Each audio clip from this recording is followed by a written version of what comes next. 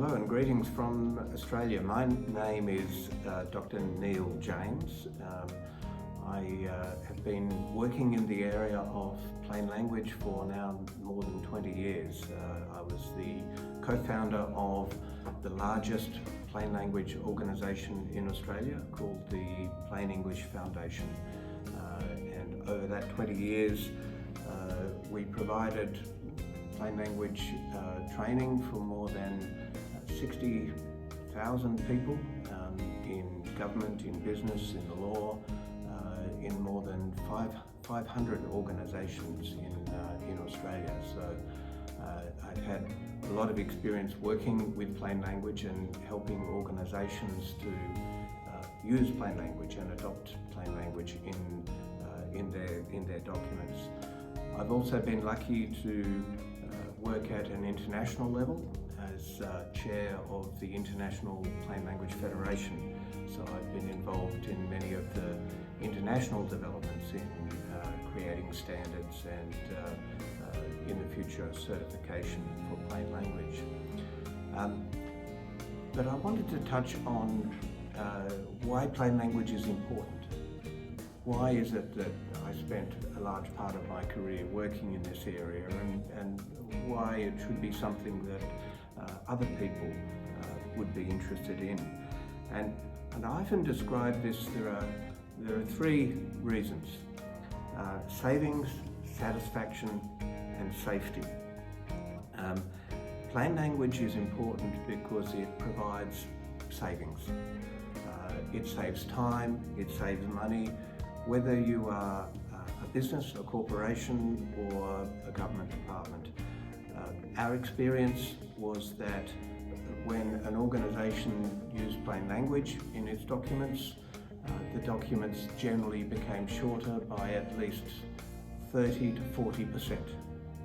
They also took up to 1/2 of the time to read compared to the traditional, more complex language. And they took up to 1/2 of less time to write. So this brought terrific improvements in productivity, which saves real money in any organisation. But they also helped to save money directly. When documents are clear, the audience makes fewer mistakes, and as a result, companies can make more profit, more revenue. One of our clients was an insurance company, for example, who discovered that by making their information about an insurance product in plain language, over around about 5 years, they actually improved their revenue by $4 million. In Australian dollars. It's very, very real money, very real benefits. If you're a government organisation, of course, profit is not so important, but service is important. Being able to provide the service to the public that they are there to receive. We know, of course, that audiences prefer plain language. They're more satisfied with plain language. Customers prefer, they just want to, if you're a customer of an organisation, you just want to do a job. You want to understand something to receive something that you're purchasing. The quicker you can do that, the more satisfied you're going to be. Nobody is going to thank you for making them more confused, for taking more time to do things, whether they are a customer of government or a customer of a company. And we also know from this experience in 20 years working in plain language that plain language is safe. Many times people say, oh no, but we are used to this traditional complicated language. We know that it is safe. In fact, we found that it is not safe when people do not understand clearly. But plain language is safe. Again, an insurance example, a company in Australia that adopted plain language in its policies. At the time it did so, many people thought this will cause potential problems for legal challenges. So we should stick with the traditional language. In fact, they did a review after 10 years and found that the number of disputes as a result of the plain language policies actually fell. So we know plain language is safe. It produces savings, it produces satisfaction, and it produces safety. And this is why it's not just the experience of Australia, but the experience around the world is increasingly supporting plain language. And that is what led to the development of new international standards for plain language through the International Organization for Standardization, or ISO.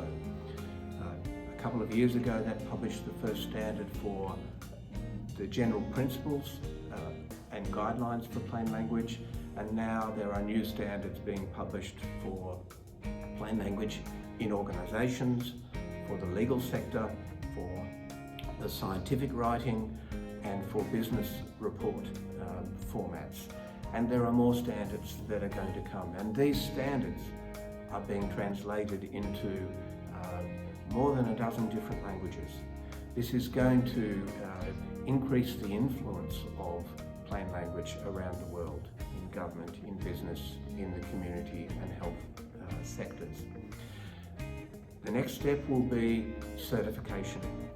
Once you have a standard, once you have, as we now do have, 20 years of experience of knowing how this succeeds in organisations, people will then want to know how they can be certified, how what they do in implementing plain language can be recognised as being the best quality of plain language.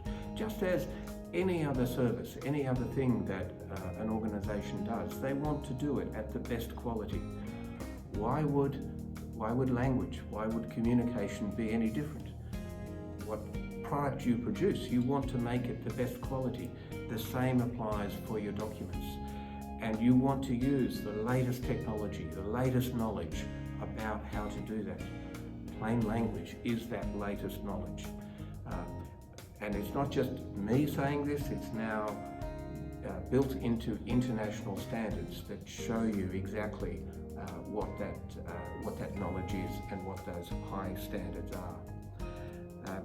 So we are at an important, I say, a tipping point at the moment. We have 20, 30 years experience behind us of using plain language in the law, in finance, in banking, in government, in the health sector, in the community sector. We know that it works. We know the benefits that it brings to customers, the profits that it brings to corporations, the efficiency it brings to government. But that is only now going to accelerate. With the coming of artificial intelligence, AI, the productivity benefits that is going to bring, the world will speed up even more. Our access to information will be even greater. The demand for clear language and clear communication is only going to grow. Just as organisations should be looking to adopt the latest technology, any organisation that needs to communicate with other people, with their customers, with the public, needs to understand and use plain language and adopt plain language to produce the best quality product and service that they can. So that's my overview of where we're at. It's been a pleasure to speak with you briefly, and I look forward to hearing about the experience in Japan.